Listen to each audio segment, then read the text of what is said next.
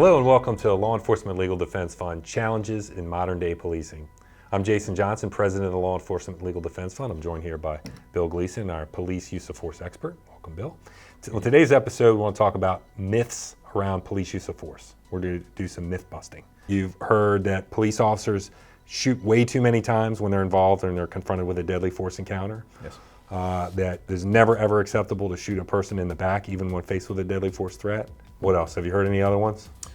Just about training. Police officers are trained to shoot to kill, which is absolutely untrue. Okay, so let's walk through that. Let's start with that one. How are police officers trained to shoot to kill? Yeah, there's a lot of misconceptions out there, and people believe what they see on movies and TV and stuff. And officers absolutely don't want to be involved in a deadly force encounter, and we are not trained to shoot to kill. As a matter of fact, officers nowadays are equipped with TEC kits, tactical emergency casualty care kits, and they're rendering aid immediately after having to use deadly force to stop a deadly force threat against them or others. So no officer ever wants to be involved in a deadly force encounter. So we train our officers to aim center mass because that's the largest target area. It is, and I'm sure you'll get into it here in a little bit, it is impossible to shoot a weapon out of somebody's hands. The target is constantly moving. It's a small target area.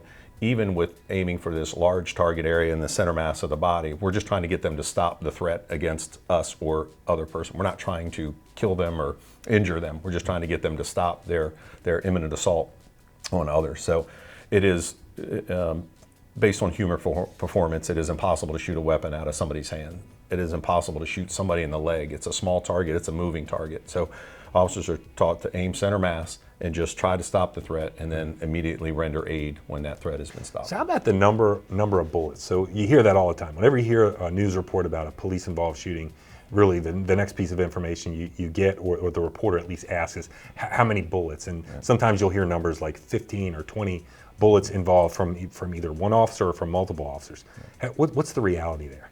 The reality is, and that's why using the simulators here, get people to understand how quick the average person can fire, but a trained officer can fire 4 rounds per second, 4 bullets out of a gun in 1 second. So if you have multiple officers on the scene, and it's not like as on TV where somebody gets shot and they fall immediately to the ground. Most people that are shot survive unless you hit a vital organ or something, especially in this day and age of modern medicine and officers being able to render aid immediately. So if you shoot somebody in the leg, they're going to continue their behavior unless they bleed out, which is rare. So that myth of that they just fall down right then is just not true. So if you have, like for example, you have a situation, the Amadou Diallo case in New York City, there was 4 officers on the scene. Each officer fired. They thought that Amadou Diallo had fired at one of their officers because he fell back and the shot was discharged. So they immediately responded to that.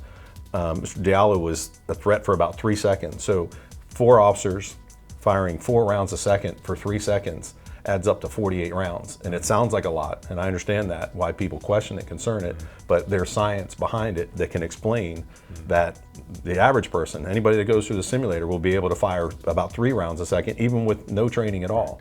So it's just a thing that people question, and then until we're able to get the opportunity to explain how it can happen and that there is science behind it. And we're able to show with our simulator how quickly those things happen and how quickly 2 seconds or 3 seconds go by. And when the threat stops, your brain doesn't immediately engage or recognize the threat has stopped. So oftentimes there is 1 or 2 or 3 rounds even after the threat has ceased before your brain can process that. And people will question that as well. Well, the weapon was out of their hands or the suspect was down. Well, police officers are humans as well, and they have faced the same physiological responses to stress, and they're not machines or robots. So when they make a decision, there's a reaction time that it takes them to react to that. And then they also have to make that decision to stop. It's called stop time.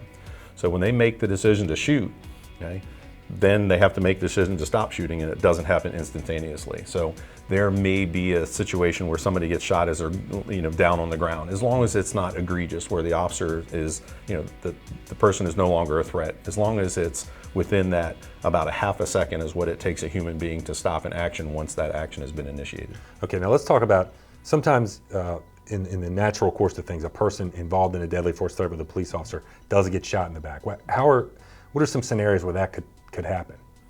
Well, there's situations, we experience them today, where a person may be a deadly force threat against another person and not necessarily to the officer. Somebody walking away with a gun, walking towards a crowd of people, or walking into an office building with the gun raised, and the officer has given plenty of verbal commands to drop the weapon. Well, at that point, the only target area is to shoot him in the back. And I know the perception is that there's something wrong if somebody gets shot in the back, but that'd be an example of it would be a legally justified shooting to stop an imminent threat of death or serious injury to others instead of the officer. Or just the stop time, that a suspect, their action is to raise and threaten the officer, and then they may turn.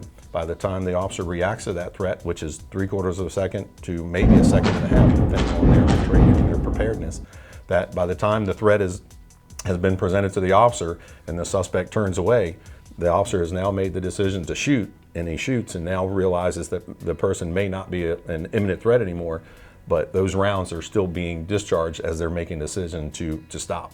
Gotcha. These are all great things that the use of force simulator is key to show folks who have heard of these things, who are concerned about them, and who want to experience for themselves what it's like when you're actually the person there and you experience these physiologic effects of a stressful situation. It's a great way to demonstrate it. So thank you, Bill, and thank you for joining us on this episode of Challenges of Modern Day Policing.